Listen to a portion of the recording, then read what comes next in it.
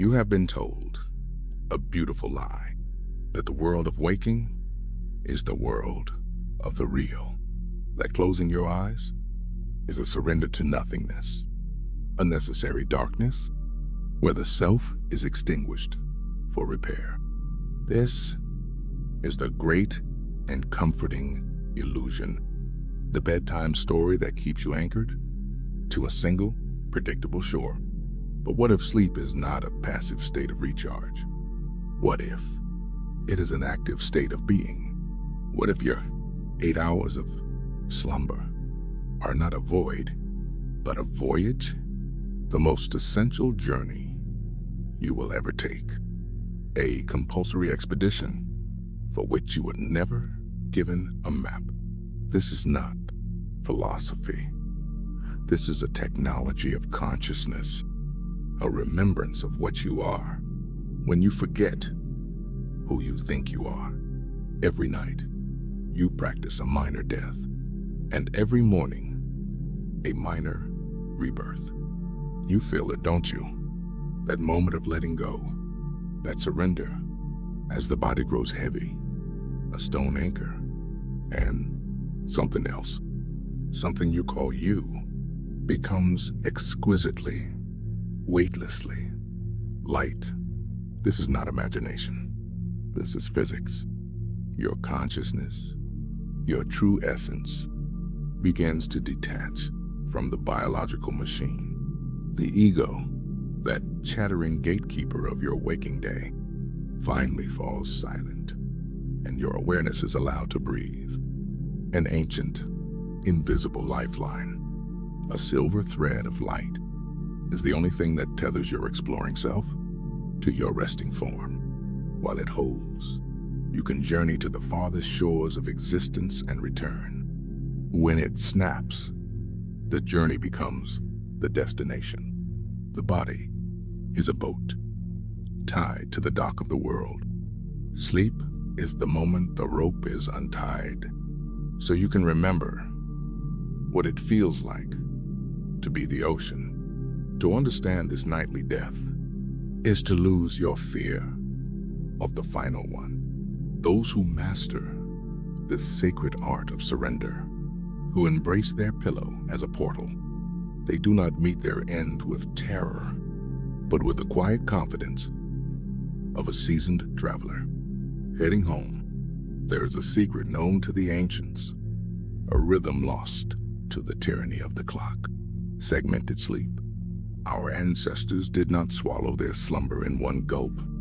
They would sleep for a time, then awaken into the heart of the night, into what they called the holy hour, a sacred intermission between worlds.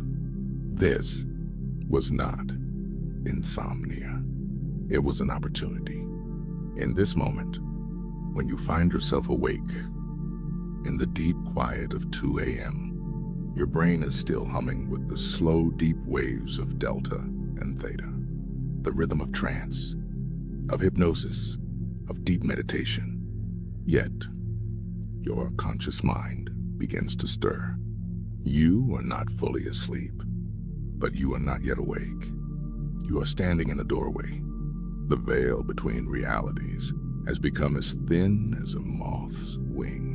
This is the state season projectors of consciousness wait for. The body is heavy, still locked in slumber's embrace, but the mind is lucid.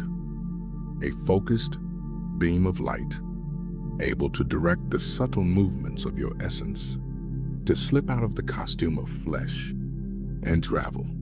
It is also the time when your dream memories are most vivid, floating on the surface of your mind, before the sun of your analytical ego rises and burns them away. If you find yourself awake in this magical hour, do not rush to rise. Do not curse the interruption. Lie still. Breathe. Focus on the sensations within. This quiet moment, this forgotten inheritance, might just be the gateway you've been waiting for. You never travel alone. In these unbound states, your consciousness is a beacon, and it encounters other beacons in the infinite dark. Some feel like home, the quiet presence of a loved one who has crossed over, offering a touch of comfort, a fragrance of memory, a reassurance that love, like consciousness, does not die. Some are teachers, luminous forms of elevated vibration who meet you not with words, but with downloads of pure knowing. You awaken with solutions to problems you couldn't solve, with melodies you've never heard, with a profound sense of having been instructed. Do not search for your guide. Just clean the mirror of your heart, and their reflection will appear. Not all encounters are serene. Some entities may feel strange, dissonant, even frightening. They are not always malevolent. Often, they are simply reflections of the parts of yourself you have yet to own. Your shadow, your fear, your unhealed wounds, appearing before you, asking for integration. The law of these realms is simple and absolute. Frequency attracts frequency. Your emotional state before sleep is the tuning fork. Thoughts of gratitude, of love, of service to a greater good. These raise your vibration, creating an armor of light around you. They make you a resonant match for your guardians, and invisible to those who linger in the shadows. Your spirit is never in isolation. It is perpetually moving, constantly learning, always touching, and being touched by other souls. There is an even deeper layer to these nocturnal gatherings. The great work. While your body rests, your soul may be on assignment. You may be part of a silent legion of light, a council of consciousness, convened to hold the spiritual balance of the planet. Have you ever awoken with a strange sense of exhaustion, as if you ran a marathon in your sleep, or with a deep, inexplicable sadness for the world, or a feeling of profound, anonymous love? These are the echoes of your soul's work. You may have been part of a healing circle, sending energy to a place of conflict. You may have been a guide for a soul newly departed, helping them navigate their confusion. You may have been in the astral temples of learning, planning future incarnations with your soul group, the cluster of souls you travel with through lifetimes. As family, friends, lovers, and even adversaries, all in a sacred contract to help each other awaken. This is the source of genius. Tesla's visions of alternating current, Kekule's dream of the serpent eating its tail, revealing the benzene ring, McCartney's melody for Yesterday, arriving fully formed. These were not random neural firings. They were assignments, downloads from the collective, delivered to a consciousness receptive enough to receive them during its nightly voyage. You do not need to be a famous inventor to participate. Your sincere desire to help, your simple, heartfelt intention to serve, is your enlistment. Now, we approach one of the deepest mysteries, the entrance to parallel existences. The quantum field does not just contain possibilities. It contains actualities, worlds where other versions of you made other choices. The road not taken, it was taken by another you. In the deepest states of sleep, when your consciousness travels with profound liberty, you can cross these timelines. You can meet the self who took the risk you feared, the one who pursued the art you abandoned, the one who mastered the fear that still limits you today. These are not fantasies. They are encounters. The feeling of intense deja vu. The dream that feels more real than your waking life. These are the footprints of your travels. You are receiving insight, courage, and healing. by interacting with the other facets of your own infinite soul. Existence, in its boundless mercy, is showing you, look, you are vaster than you believe. There are more paths than you imagine. There is more strength in you than your fears will ever admit. When you have these hyper-realistic dreams, do not dismiss them. Ask, what aspect of me is this revealing? What strength is this other self showing me that I need to activate in this life right now? So you see, a dream is not always a dream. Some are just the mind's nightly housekeeping, sorting the day's events. But others, the ones that haunt you, the ones that electrify you, the ones that leave a lasting impression on your soul.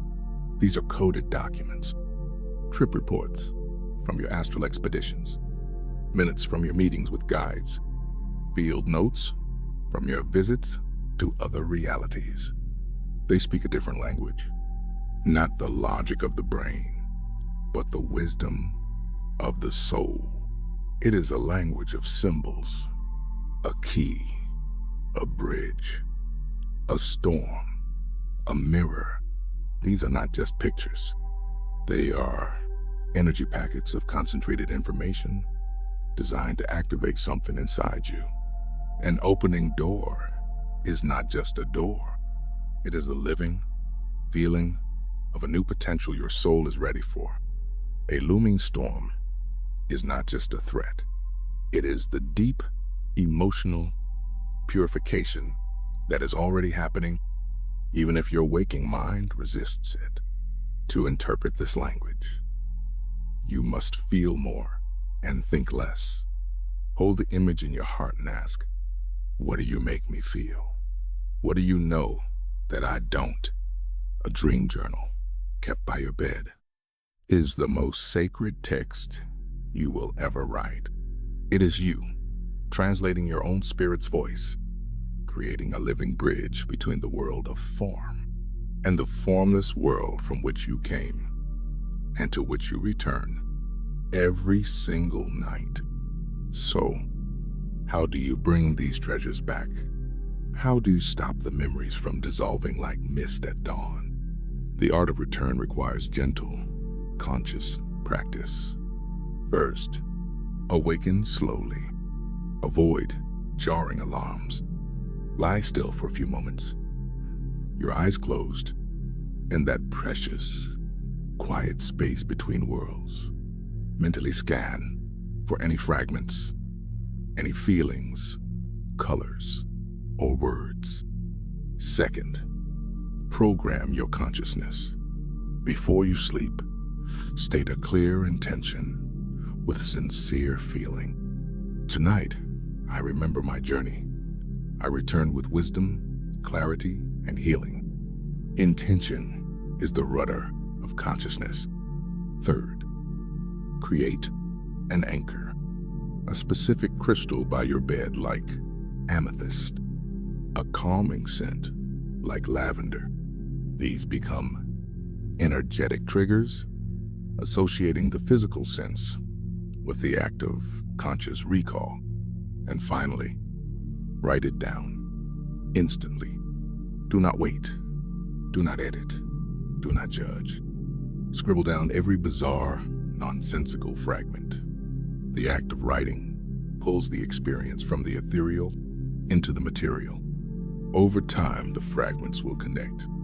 The muscle of your astral memory will strengthen. You will begin to realize you remember far more than you think. There is a final secret, a final gateway, the hypnagogic state, that thin, shimmering boundary between being awake and falling asleep, a fluid realm where images and sensations bloom without control. Most people rush through it, eager for unconsciousness. But if you learn to linger there, to stay aware, as you drift, you can access profound states of vision and creation. This is where Dali captured his surrealism, where Edison received his inventions. It is the balance point where your conscious intention meets your unconscious receptivity. You can seed this state with a question, holding it lightly in your mind as you fall asleep, and the answer will often bloom before you in a flash of insight or a symbolic image. It is the ultimate creative studio of the soul. The journey, in the end, is not to other worlds. It is to the center of your own being. The forbidden books, the lost scrolls, the hidden wisdom. It is not in some dusty vault. The forbidden book is you. You are the living manuscript. You are the gateway, the guide, and the journey itself. True awakening is not just opening your eyes in the morning. It is opening your understanding to who you are in the visible world and the invisible. You are not a human being having an occasional spiritual experience. You are a multi-dimensional spiritual being having a temporary, precious human experience. And every night, disguised as rest, you go home